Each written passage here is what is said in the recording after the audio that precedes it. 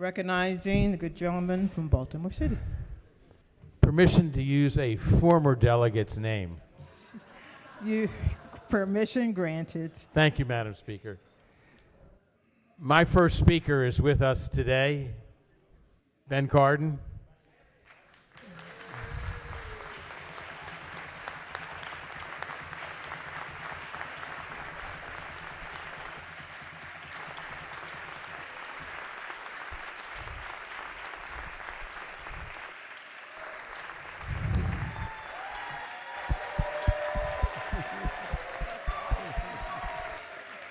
Okay, takes a while.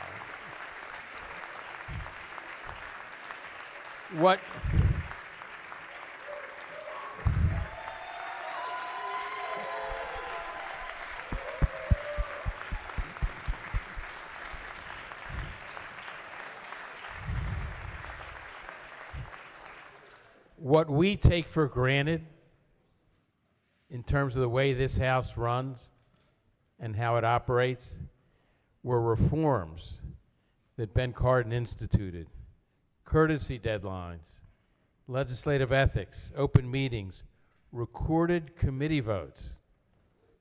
That was the exception, I believe, prior to Ben's becoming Speaker and the work he did with his predecessor. Ben was elected in the historic redistricting class of 1966, the first class after the lines were redrawn after one person, one vote. The man he would succeed in the United States Senate, Paul Sarbanes, was also a member of that class. Ben was the first Speaker to appoint a woman, Helen Koss, and a black, Larry Young, as chair of one of the standing committees.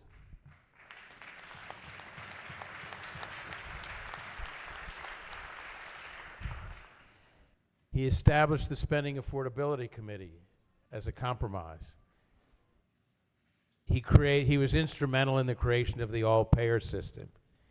And I know that right now he's standing up there and saying he's going to correct any mistake that I make in what I say, because that's the nature of our relationship.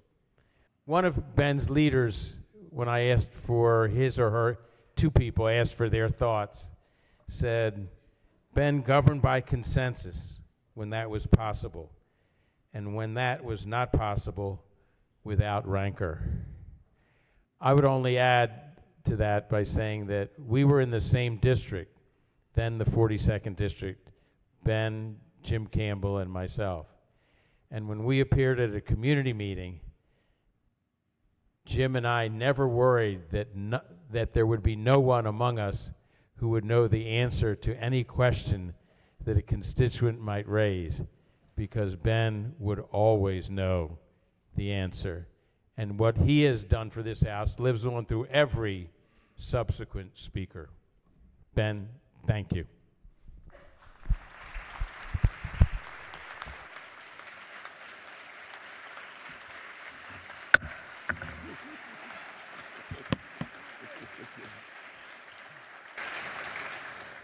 First, let me thank my friend from the 41st District. We served together in this body. I thank him very much. It was mostly accurate, a little bit of exaggerations here and there, but I thank you very much. I'm not going to correct anything you said because I liked what you said, so I'll let it stand. And Madam Speaker, thank you for giving me the honor of being able to join you at the podium and to sit in the Speaker's chair. I've had the opportunity to occupy many seats in my public career. I started with a seat from the Baltimore City delegation over there in the House of Delegates. My nephew now is in Baltimore County. I then had the opportunity to have a seat in the House of Representatives and then in the United States Senate to have a seat. But Madam Speaker, the best seat I ever occupied was this seat right here as Speaker of the House. So I thank you all for what you do every day, and it's really an honor to be here. And I really wanted to come by to let you know that the federal delegation, we work with Team Maryland.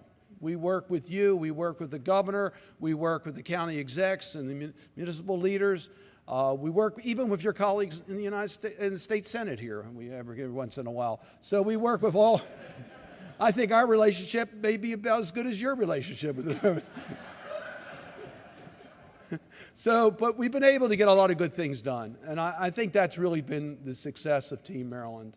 And you should be very proud of your leader here, your speaker, and what you do in this body.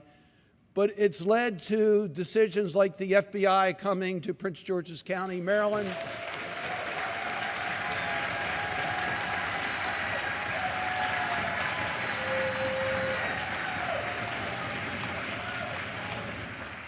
And it's led to protecting the Chesapeake Bay and doing everything we can.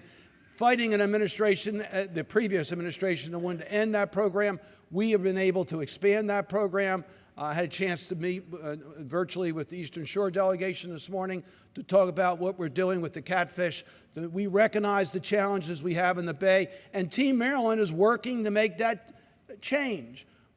Issues such as what we've done for veterans, 2 new CBOCs, community facilities being built in Prince George's County and Baltimore City, what we're doing Penn Station, the multimodal transportation hub. And I can list so many other issues that we've been successful because of unity and Team Maryland working together as a team. And I just really want you to know we are so proud of the opportunities that we've been able to get. We now have what's known as congressional earmarks. We've gotten more per member than any delegation in the nation because we work together as a team. And it's meant good things happening throughout all parts of Maryland. So, Madam Speaker, I just really wanted to come by. This is my 58th consecutive year that I've been in this body. But the best 8 years was when I was Speaker of the House. So thank you very much for giving me the honor of addressing you today.